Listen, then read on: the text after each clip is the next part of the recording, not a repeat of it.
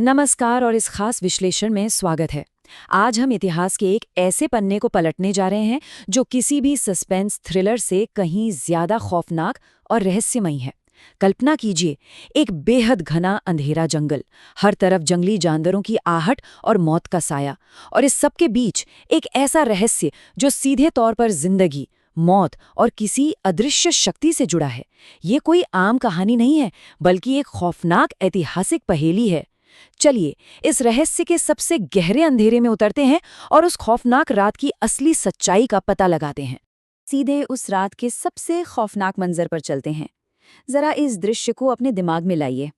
रात का भयानक सन्नाटा, एक बेहद खतरनाक जंगली झील का किनारा, और वहां गूंजती एक नवजात शिशु के रोने की आवाज। वो बच्चा बिल्कुल अकेला है, भूख और प्यास से तड़प रहा है। आसपास कोई बचाने वाला नहीं, कोई सहारा नहीं, बस मौत मंडरा रही है।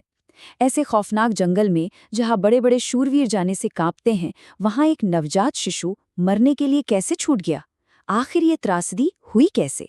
यकीन मानिए, ये कोई हादसा नहीं था, बल्कि एक बहुत ही खौफनाक और सुनियोजित तबाही का नतीजा था। अब थोड़ा पीछे चलते हैं ताकि इस पहेली के तार जोड़े जा सकें। आखिर वो बच्चा वहां पहुंचा कैसे? ये कहानी है एक तबाह हुए साम्राज्य की, और एक ऐसी रानी की जो रातों रात शासक से शिकार बन गई। जब यह बच्चा दुनिया में आने वाला था, तब उसकी माँ यानी उस राज्य की रानी की जिंदगी का सबसे खौफनाक सपना सच हो गया। दुश्मनों ने उनके पूरे साम्राज्य को राख में मिला दिया था। अपनी और अपने अजन्मे बच्चे की जान बचाने के लिए उस रानी को महल का वो सारा ऐशो आराम छोड़कर इस क्रूर और अनजान जंगल में भागना पड़ा। उसके पीछे बेरहम हत्यारे लगे हुए थे। सोचिए, एक पल में सब कुछ कैसे खत्म हो गया। घटनाओं का ये सिलसिला इतनी तेजी से हुआ कि रोंगटे खड़े हो जाते हैं। बस कुछ दिन पहले की ही बात थी। दुश्मनों ने अचानक से एक बेहद बर्बर हमला किया और पूरा का पूरा राज्य ढह गया। उसके कुछ ही घंटों बाद गर्भवती रानी अपनी जान बचाने के लिए उस घने खौफनाक जंगल की तरफ भागती है। फिर अगली सुबह उस कठोर और बेरहम जंगल के बीच एक राजकुमार का जन्म होता है। लेकिन असली खौफ तो इसके बाद शुरू होता है। जन्म के कुछ ही मिनटों बाद जब वो रानी प्यास से तड़पते हुए पास की झील पर पानी पीने जाती है, तो पानी के अंदर घात लगाए बैठा एक विशाल घड़ियाल उस पर हमला कर देता है और उसे अपना शिकार बना लेता है। पिता पहले ही मारे जा चुके थे और अब माँ भी इस भयानक तरीके से छीन गई। एक नवजात के लिए इससे बड़ी त्रासदी और क्या हो सकती है? अब यहाँ पर इस पूरे रहस्य का सबसे बड़ा पेंच आता है। जो बच्चा उस खौफनाक जंगल में भूख से तड़प रहा था, वो कोई साधारण बच्चा नहीं था। वो विदर्भ के उस महान और खोए हुए साम्राज्य का इकलौता जीवित वारिस था, राजा सत्यार्थ का अनाथ बेटा। यही वो सच्चाई है जो इस कहानी के दाव को बहुत बड़ा बना देती है। राज्य के दुश्मनों को तो यही लगा होगा कि शाही खानदान का आखिरी चिराग बुझ चुका है, लेकिन उन्हें क्या पता था कि विदर्भ का वो भविष्य, राजा का वो खून, उस खतरनाक झील के किनारे अब भी सांस ले रहा है। अब अगर हम इसे एक वैज्ञानिक और तार्किक नजरिए से देखें, तो एक बहुत ही बड़ा सवाल खड़ा होता है। इतने खूंखार शिकारियों के बीच एक नवजात शिशु का जिंदा बचना आखिर मुमकिन कैसे है? उस जंगल में भेड़िए थे, चीते थे, और वही खौफनाक घड़ियाल भी तो वही था जिसने उसकी मां को निगल लिया था। लॉजिक तो यही कहता है कि उस बच्चे का जीवन बस कुछ ही मिनटों का मेहमान था। उसके बचने की वैज्ञानिक संभावना बिल्कुल शून्य यानी जीरो थी। लेकिन इतिहास इस बात का गवाह है कि जब हमारे सारे तर्कों के दरवाजे बंद हो जाते हैं, तब कुछ ऐसा घटता है जो इंसान की सोच और समझ से बिल्कुल परे होता है। और ठीक यहीं पर इस कहानी में एक ऐसा मोड़ आता है जिसकी शायद ही किसी ने कल्पना की होगी। एक दरिद्र, बेसहारा भिखारी महिला का उस जगह पहुंचना। सोचिए, एक ऐसा वीरान और खतरनाक जंगल जहां कोई इंसान भूलकर भी भटकना नहीं चाहता, वहां अचानक एक लाचार महिला कैसे पहुंच गई? अगर हम ऐतिहासिक स्रोतों को खंगालें तो पता चलता है कि ये कोई इत्तेफाक नहीं था। एक बेहद रहस्यमयी प्रेरणा, एक ऐसी अदृश्य ताकत थी जिसने उस महिला को जंगल के उस हिस्से की तरफ, ठीक उसी झील के किनारे खींच लिया था जहां वो बच्चा मौत के मुंह में पड़ा हुआ था।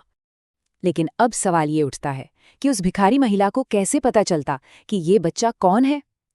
तभी इस रहस्यमयी दृश्य में एक और किरदार की एंट्री होती है। अचानक से वहां एक दूसरा भिखारी प्रकट होता है, और वो एक ऐसा सच उजागर करता है जो हैरान कर दे। वो कहता है, ये बालक विदर्भ नरेश सत्यार्थ का पुत्र है। जरा एक पल के लिए इस बात पर गौर कीजिए। उस घने अनजान जंगल के बीचों बीच एक बिल्कुल अनजान भिखारी को एक लावारिस बच्चे की पूरी शाही और खानदानी पहचान कैसे पता हो सकती है? इस एक वाक्य ने पूरी की पूरी कहानी का रुख ही पलट कर रख दिया। और यहीं पर होता है सबसे बड़ा रहस्योद्घाटन। वो जो दूसरा भिखारी वहां आया था, वो कोई मामूली इंसान था ही नहीं। वो भिक्षु वर्य अवतार था।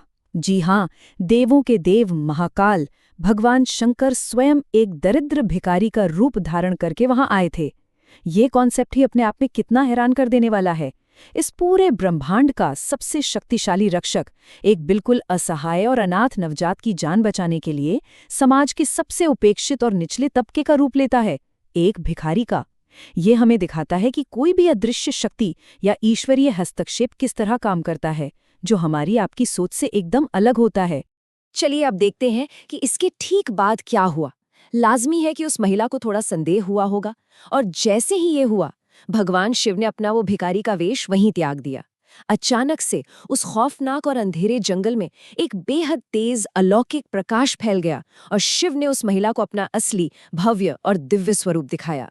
ये सच में एक ऐसा सिनेमाई पल है जहां सारे डर, सारे संशय एक झटके में खत्म हो जाते हैं।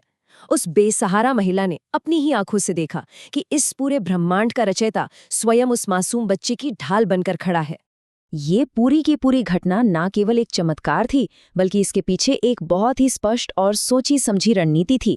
भगवान शिव सिर्फ वहां प्रकट होकर गायब नहीं हो गए, उन्होंने बाकायदा सख्त निर्देश दिए। सबसे पहला काम, उस बच्चे के शाही खून की असली पहचान बताई। दूसरा काम, उस बच्चे को पूरी तरह से सुरक्षित करके उस भिखारी महिला के हाथों में सौंप दिया। और तीसरा, सबसे अहम आदेश, उन्होंने उस महिला को उस बच्चे का लालन पालन करने का निर्देश दिया, क्योंकि वो जानते थे कि ये बच्चा बड़ा होकर एक दिन अपने छीने हुए राज्य पर अपना अधिकार वापस मांगेगा। शिव ने रक्षक की भूमिका तो निभाई ही, साथ ही उस महिला को नियति का एक अहम मोहरा बना दिया। अब अगर हम समय के पहिए को थोड़ा आगे घुमाएं, तो परिणाम वाकई चौंका देने वाले हैं।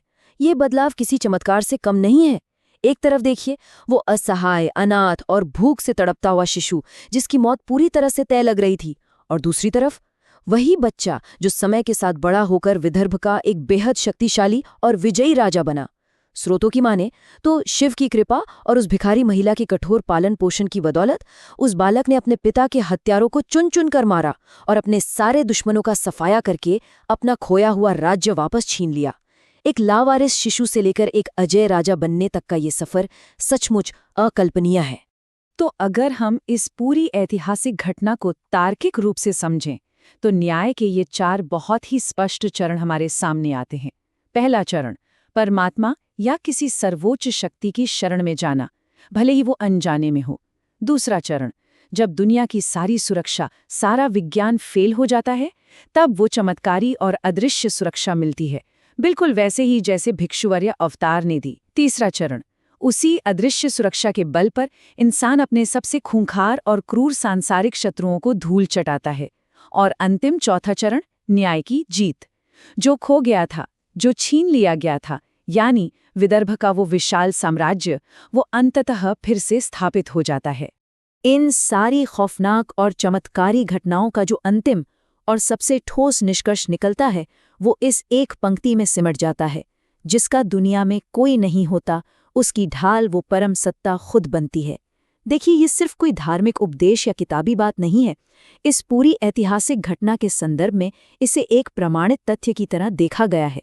जब आपका पूरा राज्य छीन जाए, सेना खत्म हो जाए, पिता मार दिए जाएं और माँ भी आंखों के सामने निगल ली जाए, जब इंसान दुनिया के सबसे खतरनाक जंगल में बिल्कुल निहत्था हो, तब वो अदृश्य ताकत ही उसकी इकलौती ढाल बनकर सामने आती है।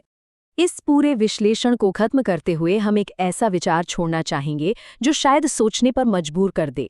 विदर्भ के उस अनाथ राजकुमार की रहस्यमयी कहानी हमें एक बहुत ही गहरा सवाल पूछने पर मजबूर करती है।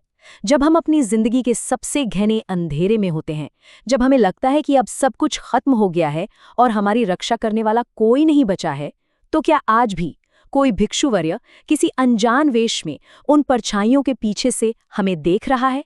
क्या वो अदृश्य रक्षक आज भी असहायों के लिए उसी तरह खड़ा है? इस सवाल पर जरा गौर कीजिएगा। इस अद्भुत और रहस्यमयी सत्य को अपने जहन में उतरने दें। हमारे साथ इस विश्लेषण में बने रहने के लिए बहुत बहुत धन्यवाद।